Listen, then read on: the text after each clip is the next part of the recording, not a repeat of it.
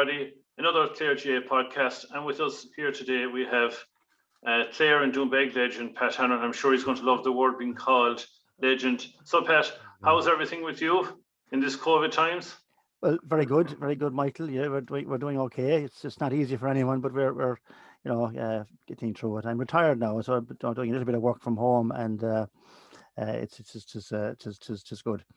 And how do you find the working from home as opposed to the years of going into an office or going into a school? Well, I must say now that I've enjoyed the flexibility of it, and I used to travel quite a bit when I was in the education centre here around the country, doing all sorts of things, meeting principals in schools and that, and I don't miss the driving, so I certainly find more time. And then everyone has become so familiar with this setup that. Do you know what? I don't think the world will ever go back to where it was.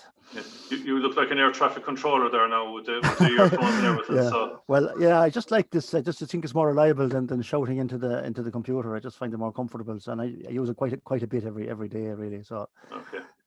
Anyway, I suppose we're just so we'd have a chat. We have a number of people lined up to chat about their life and time. So I suppose we'll start where it always starts, back at home, where you came from. Tell us a bit about yourselves back in Doonbeg and where you came from and family and all that. Well, look, from the lower side of Doonbeg, Durryard, the high oak, on the Kilrush Road side of Doonbeg, people will know it in that part of the country, and a typical West of Ireland farm, I suppose. My dad, mom, grandfather, grandmother nearby, and just one sister, Margaret, who thankfully is still living in the family home, and we of course haven't visited recently, but we visit very often, and we speak on the phone. And she's married to the well-known Murty Dial, who the Dial football family, Sean, yes. Former captain Doonbeg, and James, indeed, player and mentor and officer. So, very much, I suppose, stuck in that traditional West Clare farming family. I suppose for you, where did you go to school? What was your first introduction to football? Who brought you down to training? That type of thing. Once you remember you were young. Well, I suppose, as it's often said, that there wasn't an awful lot to do in West Clare in the 60s except play football. And in my own area, outside of my own immediate family, who were always, my father, my grandfather, very supportive always of me being involved in football. Next door neighbour was the great Stinnon Downs, who captained Jarlath's College to the colleges all Ireland in the late 60s or early 70s, and. His family, the whole Downs family, is steeped in football. The Downs, the Downs, the Turberdys, very close to me. Josie, Johnny, James E. Lynch, Eddie O'Neill, the Whelans and Shra. So I was surrounded by that tradition, I suppose, and there wasn't really no great choice in the matter. You either stayed at home or you went to the field to play football. So it was. That was how it all, I suppose. We were all the same, yeah.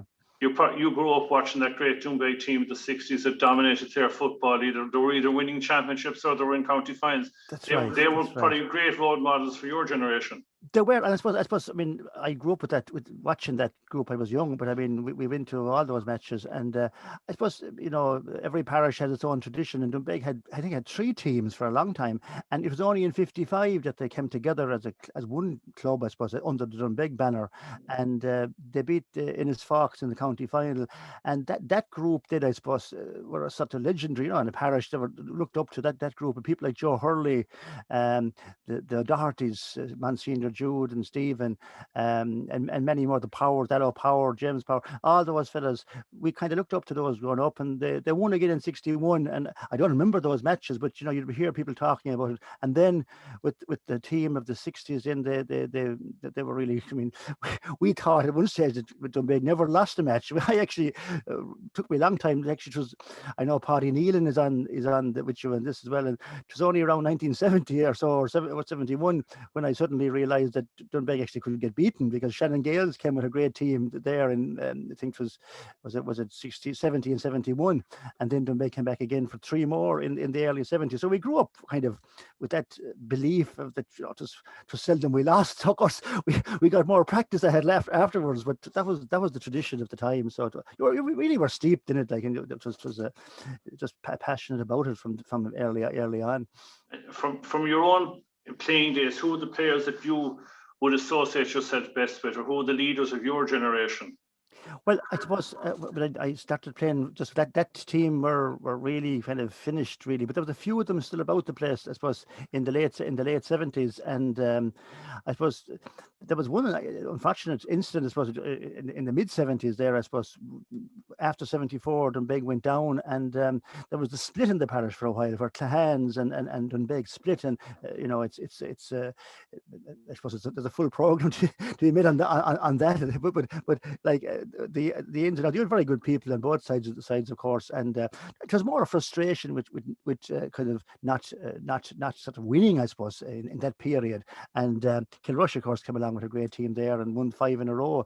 And of course, we do always say only for Doonbeg had 2 teams that you wouldn't have won 5, but that's just the local rivalry. But the likes of Jerry Kelly and Pat Blake were great friends of mine growing up, and we came onto that team in the late 70s, I suppose, very late 70s, and we I think we did help a bit. James Doyle came on there as well, and others. We helped, I suppose, a bit to push it up again, I suppose, and we came back in 81 and 82, 83. We were very strong then for a few years. But those fellas, as I mentioned, Pat, a lot of mercy to him, a great friend of mine, passed away a couple of years ago. And Jerry, probably, I met him recently, he probably could still be playing, So, and all that Killeen family, they were all part of that, resurgence. And of course, they were from the Clahan side of the parish, and having all them involved was a huge bonus to that team in the 80s where I played mostly. And what was it, before we go into other, what was it that made Doonbeg so strong? Was it the community? Because you wouldn't be blessed with a massive population. Was it just a number of large families came together, or was it just the pride of the parish? Yeah, well, look, I mean, that's, I suppose, rural parishes have a great pride generally, whether it's hurling or football. I know, from out in East Clare as well, some parishes of that pride. It's not something that's peculiar to Doonbeg, I think, really, in fairness. Now, I mean, we could say that, but it wouldn't be true. But I think it's the leadership really of people in the club. I often look back on it and say we had fantastic leaders, people who were willing to give of their own time free, and try to inspire and motivate others. And we had for whatever reason, we had a plentiness of those. Like, for example, you had Sinan Downs, who went away to college, an army officer, very inspiring man in so many ways. And then you had local people. You had the likes of Martin McInerney, Francis's father, who drove the drama and was really giving off that of his time to the parish. And then within the football club, you had a host of them, like the older people, Padraig Hawk, people remember Padraig, Joe Hurley, of course, the local teacher. Give a huge input to Clare and Doonbeg. So I look back on it and I say, yes, there was great pride, but that pride had to come from somewhere. And I think it was that leadership that those people and many others, I'm only naming a few there. I look back on it and see it more as in the person that drove that and supported it and brought us all along with them. So I was talking to Carl Walsh earlier on today. I asked him a sort of question. When you were at the height of your powers playing or being involved as a mentor, who were the teams that Doonbeg looked up to as their key opponents? And there mightn't always be the team that you'd be, like obviously Kilrush came and upset you for a few years before you got back into the prove again. Who were the clubs that you respected, maybe even had a bit of fear of when you were playing against? Well, look, I suppose we had such a good run. I suppose really, bar a couple of blips from about 1987-8 onwards to 2000. I mean, we really hadn't anyone in the county that we were particularly bothered about. But having said that, you had an awful lot of clubs. There wasn't much between us. Like that we won often one county final by a point or two and lost them by a point or two. So you had Kilkee, of course, which I feel very sad now to see the likes of Kilkee gone out of senior, and God knows maybe others will follow. I mean, Clare were very strong. Kilmahel were a powerful force at one stage. Kilrush had gone well back on what they were. So Kilmurray, of course, always there. No, Kilmurray were gone a little bit for a while there, I suppose, maybe in the 70s and that, but they have been very strong throughout that period. theory throughout the 80s, certainly, and into the 90s and beyond. They're very, very strong. But we often looked in that period, to the Munster club really in that year. That was our obsession really from about, I'd say from the 70s onwards. We really looked, I suppose, looking at the Kerry teams, especially they're across the river there. And of course, Nemo Rangers always were such a lesson in the development of football. And I think we knew from the 70s on that we'd have to change the way we played. That you played them in the Munster club, the lesson they teach you about holding onto the ball and supporting the player. We weren't playing that. Clare clubs, generally speaking, you catch and kicked, and we weren't thinking that way. And so I would say it was the outside the county. No disrespect, because we had many great battles with clubs, but that was where we kind of went to learn our lessons. And up to Galway as well, up to Corofin. Tuam Stars. We did a lot of travelling in those years, 80s, 90s, just to try to learn, try to improve, because we knew on our heart and soul that what we were doing wasn't going to get us over the line, especially Munster. Do you have any regret in the Munster club? Was there any final or semi-final you reckon? Well, we could have got, without mentioning anyone that was playing with. Was there any day that you say, well, we left that one behind us?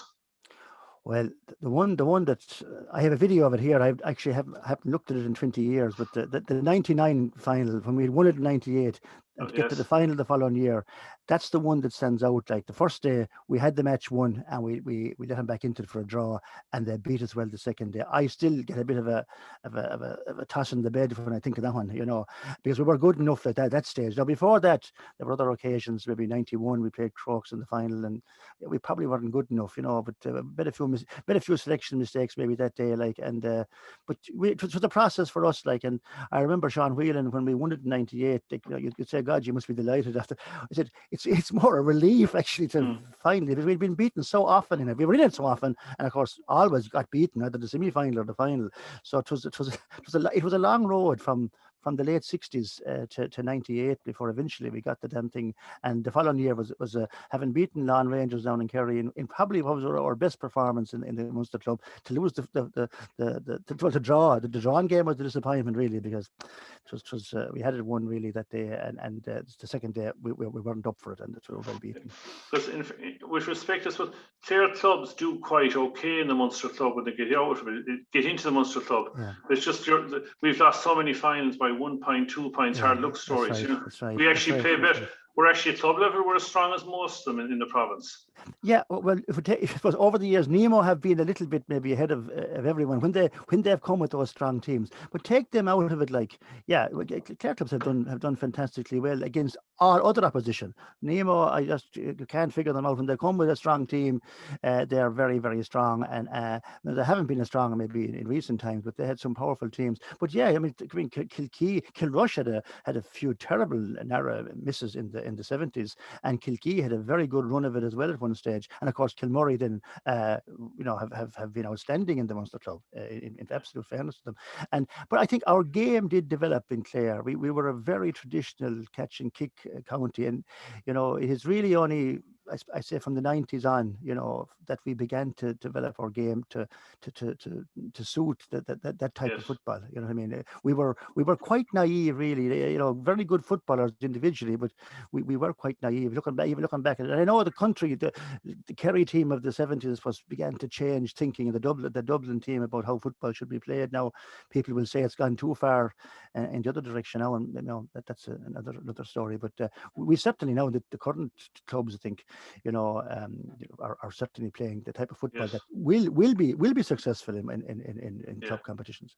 I suppose so where did your working life take you to after you escaped Doonbeg and you went to college? Yeah, well, I went to Fallon's, which was not that unusual. There was a big West Clare contingent in Fallon's, and I suppose I think my dad was always the mother, both of them were interested in education, and they just felt it was somewhere. I think they felt the farm was so busy that if I was at home, I wouldn't do any schoolwork. That was the main motivation. But I went on to the teaching. Then I became a teacher and went to Limerick for a few years, and then I got the call to go back to Clare chance to be principal of the school there, and I suppose I went on then, to become principal here in Innis, the Skull Crease 3, and I was working with the department in leadership for a while, and the education centre. So I had a good run really in education, and been able to come up through the ranks a bit, but and along the way then, kept the interest in football going, and just it has been, so far so good, as the fellow says. It's been a good run. Yeah, I suppose just before we talk about the 90s and the good days, I suppose even last October you had reason to celebrate inside Cusick Park. Bearfield won the intermediate championship, and your son was involved. He was. I mean, along the way of all that football, in the midst of all that football, I managed to get married, and to Ita Harvey. The Harveys from back the west of Curry country. People will know Kieran, not to mention him. He died there last year. He was a great GA man, and all the Harvey family. And we 4 lads there. We four, but 2 boys and 2 girls. Owen was captain actually of that Bearfield team, and Mark does a lot of running, and we have 2 girls who play a bit with Bearfield there, and the ladies are Emer and Mia. So they're all we're all involved a bit in the GA, and I was involved myself with the Bearfield ladies football club for a good few years, and they got great satisfaction out of it. But Bearfield, I mean, they have some fantastic footballers, and but they do need to step up to the plate more now, and senior obviously is a different challenge to intermediate. Yes. So that's all in front of them, but they have the numbers. I kind of almost I'm jealous of the numbers that they have in comparison to the likes of Doonbeg or Kilkee, like at the moment. You see where they are, they're struggling for numbers. You see the numbers here in Bearfield and Ennis. You'd say to yourself, it's only really a matter of organisation and a matter of leadership before they come strong. Come strong, but that hasn't happened yet, and there's other issues maybe around that, like which need to be looked at. But ultimately, they have to. It's in their own hands. I would see it. How do you feel when you're sending out a Doonbeg if you're involved with St. Joseph's now, or with a ladies team against Doonbeg, or if your lads are playing against Doonbeg, would there ever be 5% of you shouting for Doonbeg, even though your lads are Bearfield? I'm afraid there would. I'm afraid I would struggle with that one now. No, not so much maybe in the ladies, but I would struggle a bit with that. I mean, my loyalty would be with Doonbeg up. I think if I said otherwise, people would know that I'd be lying. So I suppose. But I mean, obviously, you'd support your own lads, and you'd like to see them get on well. But I mean, the old black and white. I mean, it's ingrained in you, and I suppose it would be. It would be something I wouldn't. It was probably one of the reasons I didn't ever get involved really after leaving, with another club or that. I never felt comfortable really. I do believe in that voluntary contribution in your one club kind of idea. I don't like the idea of the coaches coming in and being paid to take the session and all that stuff. I just don't agree with it. Again, I suppose it's old fashioned, but I think it has to come from the heart a bit, and that's what the GA is about. So I'm not a great fan of some of the stuff that has been going on. But I mean, I don't expect to be able to hold back the dam burst, because it looks like we're going down that road. But personally, I think nothing like someone giving up their time, and too much is made of the coaching. I think the club is about local involvement, local leadership. Yes, of course, but someone coming with a bag of new drills to you, I have grave doubts that there's any value in that. I'd prefer to see the local people, being developed to some extent as coaches, and learning on the job, learning through their mistakes. And if they're intelligent people, which most of them are, they'll learn, and they'll know very soon that some things don't work, and they'll learn. But I mean, the idea of a fellow coming in for so I wouldn't agree with that, and I've never did it myself, I can say, and I won't be starting anytime soon. I suppose we better talk about, how did you get involved with the Clare senior football management team? Well, I had played a bit in the 80s. Plus, Joe Taylor, John McCarthy were involved. I was off and on for a couple of years there, but I can't say that I made a lasting impression. But I was interested and committed to it, and I had a thing about football as was in my head always. And it was in Doonbeg seemed to think that I was coming to the end of my career in the 90s, so they sort of turned me in towards management. And luckily enough, we won the county final in '91, which was my first year managing, really, which was, we were very lucky to win it that year. We beat Milltown in the final, and I suppose after that, around the same time, I think John Mahan was asked to get involved with Clare, and I suppose we were roughly around. I think I was a little bit older than he, maybe not a lot. I don't think he may be insulted now at that. He may be younger than I think. But wait till he reads anyway, it. Wait till he hears it. Yeah, I know. But he must have heard that there was some younger fella in charge of Doonbeg and they were after winning. So I didn't know him personally at that stage, but he rang me anyway, and he said, "Look, would you help out?" And so on. So Noel Walsh, of course, was involved. I knew Noel well, and Donald Clancy knew the Clancys. So look, we got involved. I mean, I was sort of young enough and maybe naive enough to think that I could make a difference, you know. So we got involved, and of course, you know, as the fellow says, the rest is history. But you know, we'd all like to think we made a contribution to it. Yes. But John certainly was the catalyst. There's no question about that. Like, I mean, I wouldn't for 1 minute take a fraction away from what he brought to the table. Were these famous sessions in Ballyline where you rotivated the field? Yeah. Were they as infamous as they were, or was it just more of a building up a spirit in the squad and maybe break a few and bring in a few? Was it? Yeah, I think that was the case. I think, Michael. I got a book there some years ago by Vince Lombardi. I became a bit of a fan of him. He's an American football coach. Yeah. He kind of, you know, there's some great managers and coaches out there, but he reflected a bit on why what he did worked, you know. But I was just, when we were coming on, I was just looking ahead of the day, and he had a quote there that he kind of said that the harder you work at something, the harder it is to surrender. And I think that encapsulated Mahan for me. You know, he made them work awful hard the whole time. Like, he didn't change. So the guys like Johnny Kelly, Noel Roach, Noel Narmile, Seamus Dancy, the fellas who were there a while, Jerry Kelly, Pat Blake, they weren't kind of changed out of their skin in a couple of years. Like, they were the same fellas that played in 1990 and 88, you know. But he brought this thing, togetherness, where you worked hard together. And I suppose ultimately then you were slow to surrender. You had bloody well worked so hard that you were slow to surrender. And the story, of course, goes, and I'm not sure if it's even true, but Clare going to Crusheen training, and they go to 7 o'clock, and the hurlers come at 7:30, and the hurlers do an hour, they come in, and the footballers are still outside training. Now, I don't know, does that happen very much, but it's a good story. And of course, Lahinch, the beach in Lahinchton was very, very tough training, because around the turn there, as you go up towards this canal, the sand is very soft, and John found this soft part of the sand, and he absolutely grueled people into the ground there. So the training was definitely a good bit harder, I'd say, than the lads had been doing. But I'm saying, look, those fellas, they trained very hard in the 80s with Joe Taylor, of John McCarthy. Dave Weldrick made a great contribution to that there. But maybe just John. Well, first of all, he's quite a kind of a charismatic character, I suppose. He kind of good fun with him, but then he had that edge to him as well. You know, that he'd demand.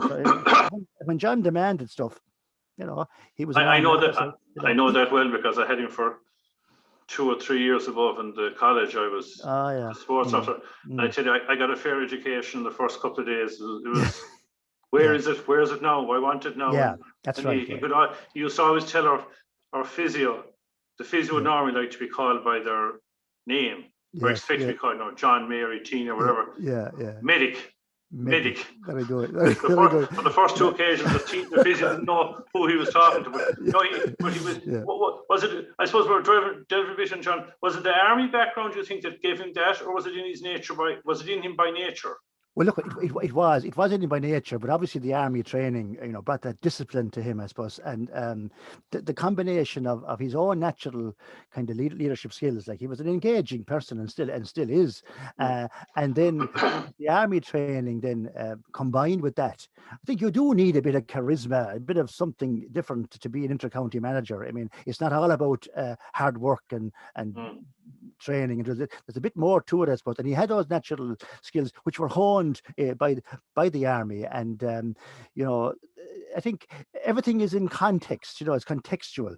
And he came into a time in Clare where you had those older fellas there, like the Roaches and Jerry and others, who were kind of, maybe they were ready for something a bit different. And then you had that influx of new fellas, you know, the Tom Morrisseys, the Jerry Kellys, Patrick Conways, Kieran O'Mahony's from Doonbeg, you know, those guys, Martin Daly, and I'm leaving out people now, of course, but I mean, those fellas were new, and just the timing was right, you know, and context is, you know, we've seen it in all sports, you know, the context, different dynamics coming together.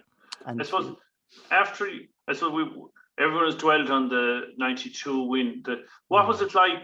I suppose, was it special going back to the local clubs when you went on the tour for the 2 or 3 days after you went? Like, was that nearly better than the match itself in ways, was it? Yeah. Well, look, I suppose we didn't know what to expect. You know, I mean, Yes. I've said it before. No disrespect to the hurling people at all, because I went to all those Munster finals in the 70s and into the 80s, and there were great days in Thurles and Killarney, wherever. But we always came back kind of having lost, and often having fantastic performances. So we didn't know what it was like to win in Munster final. It was all news to us, you know. And to be honest, like going down that morning, we didn't really. I think we can say what we like, but I don't think deep down we really expected to win. I think we expected to put up a good performance, and you never know what might happen if we were thereabout. I honestly believe that was the best. And I would be telling a lie if I said that I was full of confidence. But I know we had trained hard, and we knew Kerry were in transition, I suppose. There was a couple of things in our favour. But after the match, like, we didn't know how to react, really. We didn't know how it was going to happen. And we came to the West County eventually, and they had the big screen up, and yes, we were on it. I mean, like, it was quite remarkable. And of course, then the subsequent days, then travelling around and going back to our own place in Doonbeg, and get a great reception everywhere we went, you know. And I think we tried to keep the club thing out of it a bit. We tried to kind of keep it, and I think people appreciated that, you know, that it was a county team, and we visited other clubs, but we tried. I remember in Doonbeg, we tried to give praise to everyone, not just our own lads who were involved. You know, we had 5 on the panel forward played on the team that day, and I think, you know, there were Jerry Kelly and Francis Parry Conway, Kieran Mahoney was Conor back, and Pat Blake was in the subs, and you know, but I remember in Doonbeg we gave great praise to the Kilkee lads, Rochi and Jerry Kelly, like the Clancy's that have close connections with Kilkee Balaha there as well. So we gave them all a bit of a shout out, and even our friends in Kilmurray, and so we try. That's my memory of it. That we try to kind of treat it as something to build for the future, to build a county identity, you know. And to a large extent, I think that win did impact, and football have been very cohesive really since. And Colm now with the lads, I think I still see that legacy. Really, I can see it now. Maybe it's just me, but that legacy of, you know, putting the club to one side and being part of a county setup was something that I think we tried to develop in those years. You think you left anything behind in the semi-final? I know you may have been asked this question 1,000 times. Yeah. Did you leave anything behind that day? Was there a chance, or was it just you got close but you were never going to do it? Look, it's just hard to know. I mean, it was our first time there. I mean, probably a few things went against us, I suppose. And I mean, Pádraig, the goal that was just allowed early on, that would really have settled us, I think. You know, that would have settled us. And they got a somewhat fortuitous goal, you know, just a bit of a fortuitous incident. And we probably needed to get a steadier start. And but look, it was our first time there.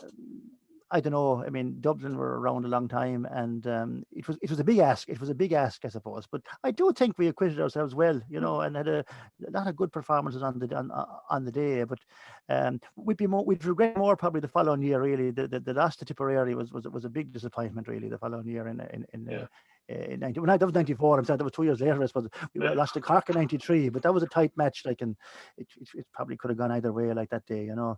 I suppose something people forget about, whilst you'd highlight the Munster title win, and the fact that Clare footballers were playing at Division 2 and Division 1 and acquitting themselves very well. Yeah, I think people got great fun and satisfaction Yeah. out of that especially. I think, and going up to Navan, I remember drawing with Meath above in Navan in a very bad, very wet day, beating Mayo above in Castlebar. The There league was lots. semi, yeah. Yeah, that was a very good performance. I remember Jojo getting a free out on the right there with the left leg and putting it over very late in the game. Uh, and we went around the country and the crowds began to follow us. And I think there was huge excitement there for a number of years after '92. Like, and that team, it gave great satisfaction to people across the county, because Clare people, I think, they'll follow a team that's successful, whether it's hurling or football. I think there's a great sense of identity in the county generally. So it was great occasions. There was great occasions after matches and all over the country. And playing Down, where they beat Down a good few times in those. We seem to have the Indian sign on Down at the time, even though they were very, very strong. Mickey Yes. Linden and all those fellas. I remember Kieran Mahoney, Mark and Mickey Linden, Joe Brawley, these fellas from Derry. So we were playing very high profile matches, and people appreciated that, I think, and they really enjoyed it. I think. I mean, there was a great sense of occasion often, So, but so it came to an end. This was a bit abruptly. I did feel that there was a bit more maybe there. When John left in '94, I think, and 95, '94, I suppose. And I did feel there was probably a bit more in John, but he was traveling a lot that time, and then we were lucky enough to get John O'Keefe to come in, and If I think people forget that Clare made another Munster final, that there was a bit. It didn't just finish in '94, so it kept going to '97, '98. John O kept it going, and John O'Keefe was a very good coach, and I stayed on then for a couple of years with John when he came in, and I thought he was a very, very good, a very different person to John Mahan, of course, but he was a very good, drills people. I'm not a big fan of the drills now, but Jono had some fantastic drills. They were really focused in on playing. They weren't just tip tap, and there were movement drills which we hadn't really seen much of in the county before. So he brought that element to it, like, and of course he was a real legend and a gentleman as well, like, and Munster final and beat Cork in Ennis. Played a great game down in Cork in '96.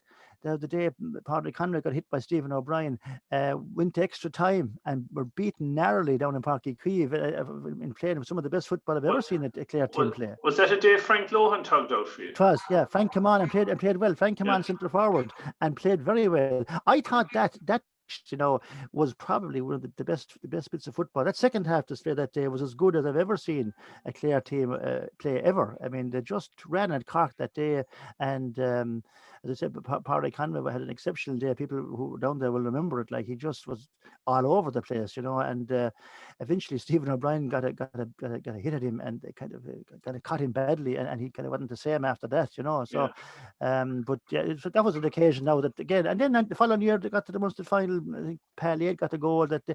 So there was a lot of positives in that '90s. Yes. And and then of course the Munster club was going along. Then I was involved in Doonbeg as well at the same time. So it was a busy few years there. But great memories of all of that. What was your best feeling as a sportsman when you were playing, and what was it like when you finished playing? Did you miss it, or was it just a natural phase? Yeah, well, look at we beat Kilrush in the '83 county final, and I suppose as a player that was I would have to say, I hope all my Kilrush friends won't mind me saying it, but it was a good occasion for us, because they had been the top dogs for all the '70s, really, the latter part of the '70s. Yes. And they had won in '81 as well. I think they beat Kilkeen '81. So to beat them, now they weren't the same I wouldn't pretend that they were the same force they were. They were probably coming to an end, the Dohertys and the Maloney's now. They were still playing, but they probably weren't at the height. But anyway, that was a great day for Doonbeg and for me. But the finishing up thing, it kind of happened kind of gradually, I suppose. And I went straight into the management. So I didn't realize I didn't realize I was retiring. I never actually retired, but I kind of gradually slipped into it. But look, at the end of the day, I mean, playing is just such a pleasure and such a thrill to be playing. But to have been involved afterwards then, and to be so lucky to be involved with, like, I mean, look, I mean, like I was so lucky. The people I met, both at club level, the likes of Sean Whelan, Jojo Whelan, Michael Lynch, the Killeens, John Killeen, all those people that were involved with Leo McInerney, another great man involved with, and then John Mahan, Noel Walsh, a legendary figure, the Clancy's, all the Clancy's, Donald. So just the fact that I managed to get in with those, I mean, I even had Seamus Doherty and Michael Maloney, John O'Keefe. So the people I was so lucky to have been involved with all those, and I regard it as just a huge privilege. I suppose you probably want to mention maybe even the likes of Tom Downs. Well, Tom Downs again. Tom throughout my entire period, like was unbelievable, man. And the kind of man I described as was, just giving of himself, voluntary man, in and out. God only knows how many miles he travelled to the GAA, and so supportive always of teams, and a wise man as well, a wise man to see what was happening and to give good counsel at all times. And we were great friends, and I used to go to Mangans from the school to buy the bits and pieces as well, and we always have the chat about football, yes. right up till until he retired. So really sad to see him passing as well, of course, and like so many more. What was it like moving from Clare's, say, a rural school where you knew the great grandparents of the kids, and you were moved into Crease Tree? What was it like for you? Was it a change of your own society, the way you look at things, or was it different? Was it just another job? Yeah, well, I suppose. Look, I was a bit ambitious, I suppose, just for change. I like to change after a number of years. I suppose so maybe you get a bit just feel you want to do something different. And I was 5 years in Clare's, and I think I got on very well there with everybody, and I knew all the fathers and grandfathers, I suppose, and ended up then with a good few of those fellas I had in Clare's playing with Doonbeg. And when I came into Ennis, then it was a different job, it was a bigger school, and there was different challenges. But I liked the idea of working with people. I mean, I think I'm sort of still, I suppose, I don't know, stupid enough to think that I can make a difference and get something extra out of a group of people. And I treated maybe the school a bit like a team, really. I treated it much the same way as I would have a football team, that, you're a group of individuals with different skills and different abilities, and you try to get them to work together and cooperate and build a bit of an atmosphere. And I hope I did that over my 15 years there. I hope I did, and that I left some legacy behind in that regard. But you're responsible for Joe Gary, are you? Well, I have to claim that I did actually hire him before I finished. So and in fairness to Joe, Joe brings a lot of those human qualities, to a school. And I see most recently there he's involved in the kayaking project on the River Fergus, where he brings the kids out on kayaks up the river. So Joe is full of ideas, as you know, and they're all good ones. Most of them are good ones anyway. So there was never too much kayak in Clare, I'd say, back the... No, but he spotted the opportunity, Joe did. The school is built on the river, as you know. There, he spotted the opportunity, I think. At least I'm giving him credit now for spotting it anyway. Maybe someone else spotted it, but I know he's involved in it. So, but he brought a lot to the school, and he's a great character, and I'm very glad that he's still there, and I can remember the day we interviewed him very well, and I won't say any more about that. He interviewed you. Well, I bet that, yeah. We before we came on here, we just discussed how do you, I suppose it's a throwaway question. How do you think COVID is going to affect sport, or have you even thought about it? Well, I suppose we have plenty of time for thinking, I suppose, but it's an interesting one. I mean, I suppose, I think it's going to affect the crowds I feel it will affect the crowds for a long time to come, and especially the older age group. I think they're going to be slow going to matches. Now, young lads, I think, will still go, but then you have price of tickets issues and that. So I would be concerned about GA income for the foreseeable future. I'm talking about 3 or 4 years now, rather than just 1 year. I think there will be issues around that, and at local level, I don't see it. I think local level will get back. I think it'll get back quickly. People will want to get back with young lads playing and that. Yes. But national level, traveling around the country, going into big crowds, I would see a problem with that. And I hope I'm wrong, of course, because nothing like a full stadium, my God, is just the best thing. But I don't see it for a while. I suppose on a professional level, has teaching changed now since you started first? Is it changed for the better? Is it more difficult now? Is there so many more issues to deal with as a teacher than was 35, 40 years ago. Yeah, well, look, obviously society has changed, I suppose. But look, I suppose schools now are much happier places than they were 40 years ago. There's no question about that.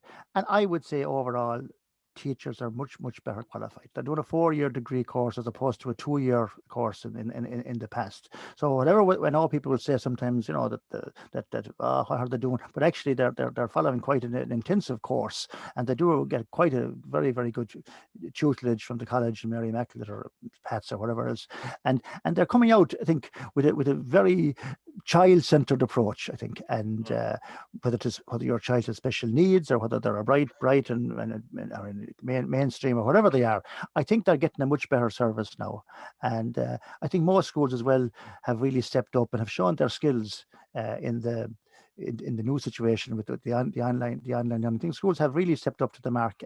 Now, look, there are people who will always be a bit slow to come forward, but overall, I think schools should have done a lot. They got a lot of slack over not working, but actually, the online is tough. It's tough work. Anyone who's done a bit of it will tell you like that. It's a tough scene. I think they'll be glad to get back to school. I think next week they'll be glad to get back.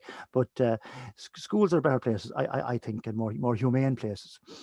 And how would you, I suppose, one other teaching question, would you fear that we say west of Lissie-Casey that there's going to be population issues, or do you think will schools have to amalgamate or close? Oh, well, look at this. I suppose there's no. That's an easy question. I suppose, unfortunately, the schools will have to amalgamate, and I suppose the sooner, I know from talking to people around the diocese and that I think the sooner that begins to happen, the better, and done on a voluntary basis through discussion and agreement, rather than waiting until the last two pupils go out the door. I think that's a bad way to finish up a school. So I'd love to see schools coming together much sooner than that, 3 or 4 schools even, and I know the department are anxious to help schools, and there are quite generous solutions around the school amalgamation, which is to the advantage often of people and their careers even. So I think it's something that I'd be encouraging, and I know that the bishops are encouraging it among the small schools. I'm sad that the population is dropping. I haven't the figures now, but I know there is a decline in school numbers in West Clare, and that has implications for the clubs. And as I said earlier, when I grew up, you had all those clubs from O'Curry's and Kilrush and Kilkee, Clare, they were all Shannon Gales. They were all equal practically of a day. Anyone could beat the next one. And you also had in Éire Óg and Lissie-Casey overlong where there was more population. But the West Clare club that time could hold their own. That's not the case now. Other than Kilmurray and Milltown, other than that, we're struggling really. And you're going to get a club amalgamations probably as well. And I know not everyone will like that, but that's inevitable, I think. But the first time you see it is more at underage. Yeah, that's right. You see the Gales and we say Kilmehel, you have Naomh Eoin, O'Curry's and Kilkee were playing on the 16 2 years ago, and I don't think they could win the county championship. That was unheard of 20 years ago. That's right, unheard of, and there is, for us, those of us maybe who grew up in a different time, that there is a sadness in that. I mean, the Doonbeg Kilkee rivalry was intense. I mean, there on the border in Bellaha, it was practically open warfare. God knows now there's no one there to fire a shot, probably, So that intensity, is a huge loss. I really regret that, but I suppose trends change, and eventually you're going to see, God forbid, the likes of Doonbeg and Kilkee having to come together. Maybe who knows what I couldn't predict what will happen, but I think they'll have to come together to produce some kind of a senior team. Kilkee, I don't know what the story is now, but they'll need to come in probably with somebody, with the West or with Doonbeg or somebody over time, unless there's some dramatic change around, maybe allowing lads to play with home clubs of parents or something, dramatic like that, which hasn't really happened much, other than that, there's only one solution to it, I suppose. Now look at listen, thanks for that, Pat. Sorry for waking us so much up early on a Saturday morning. So look, it was a brilliant chat. Again, thanks very much for that. I think you give us a fair insight into your life and times, I suppose, and what it meant, I suppose, in the halcyon days of the 90s when Clare was good as anyone else. So again, thank you very much, and we'll talk again in the future. Thanks very much, Michael. Best wishes. Take care. Take care. Take care. Bye bye.